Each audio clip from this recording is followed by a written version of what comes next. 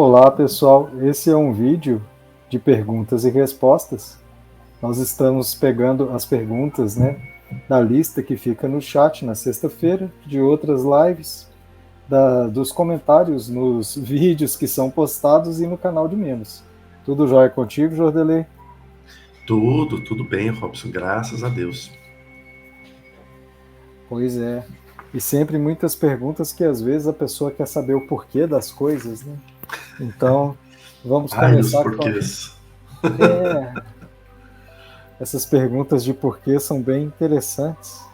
Então, uma das perguntas que está aqui e que tem um porquê que é bastante vago e talvez fique como se fosse um exercício para a gente fazer uma reflexão sobre esse tipo de pergunta. Leitura em vídeo fez uma pergunta para o mentor. Às vezes só quero me afastar de algumas pessoas. Por quê? Realmente, Robson, eu preciso concordar contigo. Os porquês são bem difíceis, né? Mas a gente precisa pensar num monte de coisas, né? Primeiro, nem tudo ao nosso redor nos agrada. Tem muitas situações que é natural a gente querer fugir. Tem muitas pessoas que é natural a gente não querer conviver com elas. É um saco, né? Tem muitas pessoas que é um saco de conviver. A gente tem que ter uma paciência gigantesca para poder aguentar algumas situações. Mas aí compete muito a nós sabermos as causas, né? Tentar buscar, já que a pergunta está num porquê, tentar buscar esse porquê, né? Mas começando assim, por que será que tal pessoa está me incomodando? Outras pessoas que agem do mesmo jeito não me incomodam. O que que ela está levando? O que que ela está mostrando dentro de mim que eu não estou gostando de ver, né? E que me incomoda. Eu procuro pensar sempre desse jeito. Confesso a ti, quando eu tenho a possibilidade de não conviver com estas pessoas, né, que eu não me sinto bem, eu me afasto. Procuro ficar o mais longe possível, conviver extremamente o necessário, exatamente para não precisar ficar trabalhando esses sentimentos assim o tempo todo em mim. Porque uma vez eles aparecendo, eu sei que eu preciso trabalhar. Então, ou pela proximidade ou à distância, tentar entender, tentar ressignificar esses sentimentos. Mas porque pode ser muitas coisas, dessa vida, de outras vidas, né? Então pode ser muitas coisas. Eu acredito que uma das partes da resposta está em a gente dizer que o porquê está dentro de você, né? É chavão? É chavão, mas é a pura verdade. Uma outra pessoa que fale o porquê vai estar falando o porquê do ponto de vista dela e pode não ter nada a ver com seus motivos internos, né?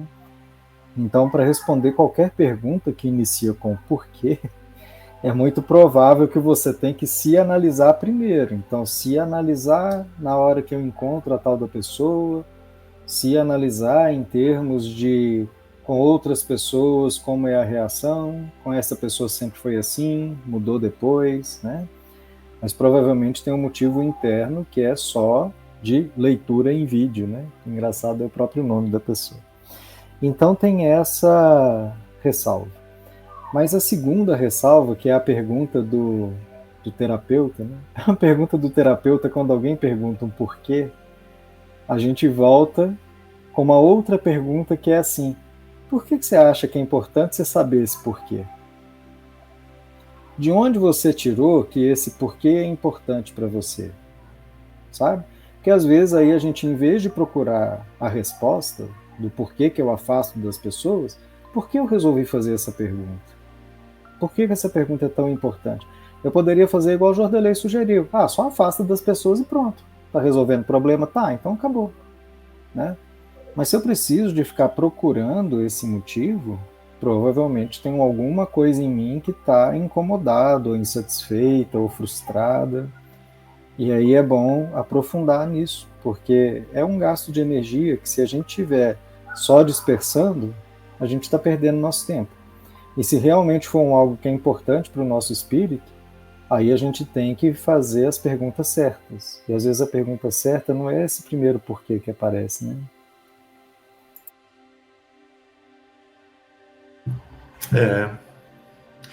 Para mim é mais fácil afastar do que ficar respondendo tanto porquê, Robson.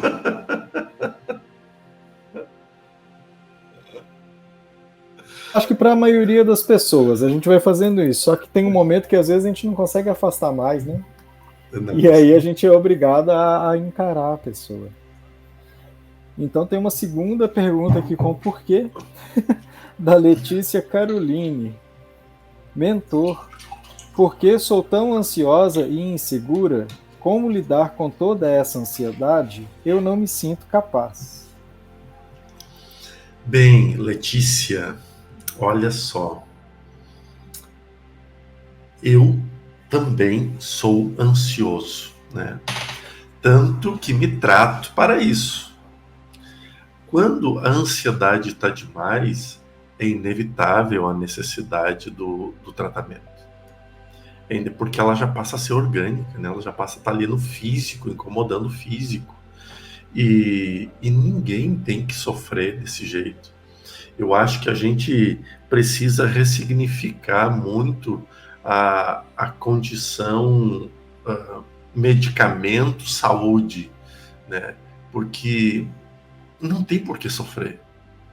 Né? Claro que eu não vou dizer para ti, vai lá, se entope de remédio que o mundo virá uma maravilha. Não, isso é mentira também. O remédio vai cumprir uma função sobre você. E aí, com o auxílio do seu terapeuta, você vai encontrar os caminhos para resolver aquilo com o seu organismo reequilibrado pela medicação. Quando ele em reequilíbrio, a medicação começa a ser reduzida. Então, veja, um ajuda o outro nesse ponto. Agora, ansiedade nos dias atuais, todos nós temos. Né? Quem de nós não vai chegando no final do mês, não pensa no início do mês seguinte? Nós estamos vivendo um período de crise muito grande em todas as áreas, em todos os setores, não só no espiritual. Veja, só do âmbito material nós já temos muitos caminhos para que nos conduza à ansiedade. Do ponto de vista espiritual, idem, porque há muitas transformações ocorrendo no mundo externo, né? No mundo interno também. E essas transformações, elas abalam, elas nos mexem. Por quê? Porque elas vão eclodir sobre as nossas tarefas, sobre aquilo que nós temos vontade de fazer e não fazemos. Então a gente vai vendo que o tempo passa e que a gente está deixando para trás algumas coisas. Pode ser que de forma consciente a gente não saiba tudo, mas o inconsciente nosso, nós como seres espirituais, a gente sabe da besteira que a gente está fazendo, da procrastinação que a gente está carregando. E isto gera ansiedade. Então, a maneira mais fácil de trabalhar, ao meu ponto de vista, é: tenha um bom terapeuta, converse com ele, seja um psicólogo, ou seja, a área que for, né? E tenha também um acompanhamento médico capaz, se necessário for, o uso da medicação, né? Seja ela de floral, seja ela alopática, mas não tem por que sofrer. Isso não vai mudar a tua espiritualidade, isso não vai dificultar a tua espiritualidade. Não vai. Não vou entrar mais em detalhes para não entrar em zonas mais polêmicas ainda. Eu acho que ela não explicou bem como é a ansiedade que ela sente, né? Se tiver crises de ansiedade, com certeza tem que controlar as crises, porque senão a crise não vai deixar ela pensar em mais nada mesmo, né? Agora, eu acho que a frase é: eu não me sinto capaz, né? É como se eu não sei lidar com uma própria coisa interna minha, né? E aí eu acho que esse lado da terapia realmente é muito importante. Porque se a pessoa não se sente capaz de lidar com ela mesma, né? Tem algo que está bastante inadequado, né? Tem uma coisa que precisa de ajuda aí. E às vezes eu fico me cobrando que eu tenho que dar conta sozinho, né? Especialmente quando é essa coisa da mente, igual a Jordelei falou. Às vezes a gente fica achando que é fraqueza ou que é vergonha, né? Eu precisar de ajuda como se eu não tivesse esse direito, né? de precisar de uma ajuda que me apoie para poder lidar com essas coisas.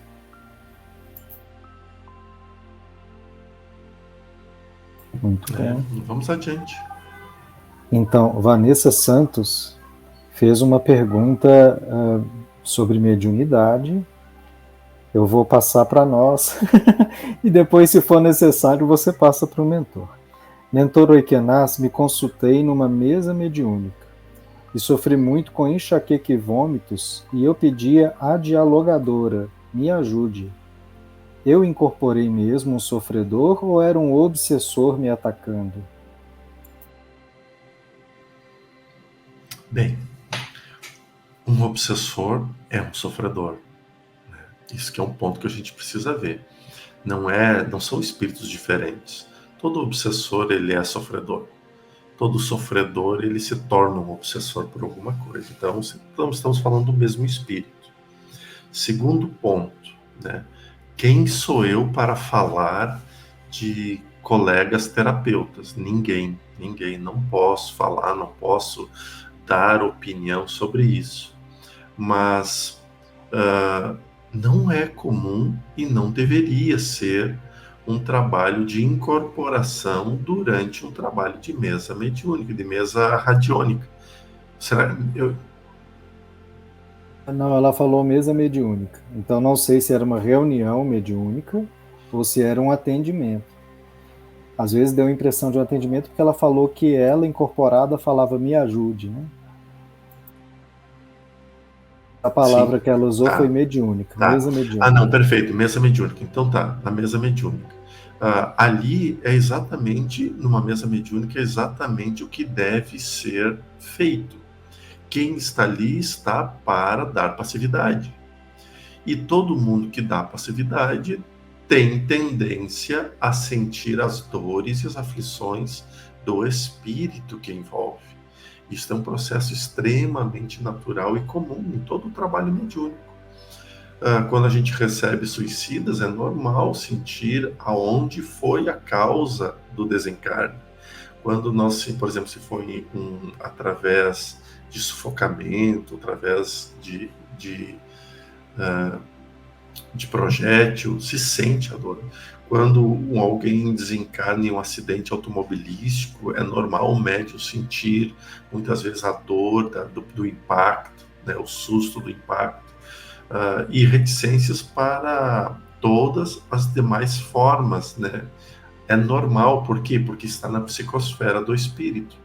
E o espírito, para acoplar no médium, as psicosferas se unem, né? Tentando simplificar da maneira mais simples, né? Uma energia envolve a outra. E aí passam ambos a sentir. Então, é normal, sim, você sentir dor nas costas. E o mais normal é você pedir ajuda, porque o espírito provavelmente veio à mesa mediúnica pedindo ajuda. Cabe ao orientador, aquele que está fazendo as orientações, né, conduzir o espírito com cuidado, com zelo, com amor. Como o Jodelei iniciou a resposta, né? Um obsessor e um sofredor é a mesma coisa, né? O espírito está sofrendo, então ele fica ali insistindo para conseguir comunicar. Então eu acho que o que aconteceu foi um espírito que era as duas coisas. Eu acho que ela está preocupada assim, será que é alguém que me persegue ou será que é alguém que eu incorporei pedindo ajuda, né? Por que não pode ser as duas coisas, né? Então, acho que é a resposta mais simples. Não se preocupe com a forma, se preocupe que ele foi atendido. Ou não se preocupe, vírgula, ele foi atendido. Melhor. E uma pergunta que vira e mexe aparece e tem voltado até recente. Então eu vou refazer aqui. Então, Iogando na Ilha falou o seguinte: eu gostaria, se possível, que fosse explicado melhor a questão do mar e dos peixes e frutos do mar. Por que eles fazem mal do ponto de vista de energia espiritual, né? Que eu estou entendendo. Não, nesse caso em específico, como nós estamos falando lá de abril, né, abril-maio, mais ou menos, foi um período em que a espiritualidade havia questionado, solicitado a gente para que nós evitássemos comer o que viesse do mar, tá? Porque havia alguns riscos de chegar alguns vírus via água. Então a espiritualidade estava um passo à frente, pedindo para que nós cuidássemos. Graças a esse bondoso Deus, isso não ocorreu, então está tudo certo. Agora, diante dos trabalhos espirituais, existem muitos alimentos que nós precisamos evitar durante as cirurgias espirituais, né? Por exemplo, carne vermelha, carne de porco, de peixes, tudo aquilo que tem couro, né?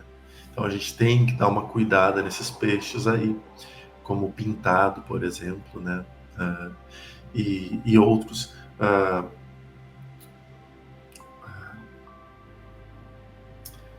A classe dos camarões, como que é? Crustáceos? Acho que é crustáceos, é uma coisa assim. Eu sei que tem frutos do mar, né? A gente também precisa evitar, assim a gente pega uma amplitude um pouco maior para as questões das cirurgias espirituais. E também veja que em religiões como o candomblé, quando a gente faz, por exemplo, um ebó de limpeza, tem os preceitos, e nesses preceitos tem todos esses cuidados, né? Até por mais tempo, 7, 14 dias, algumas vezes. O processo da iniciação chega até 3 meses a 1 ano, né?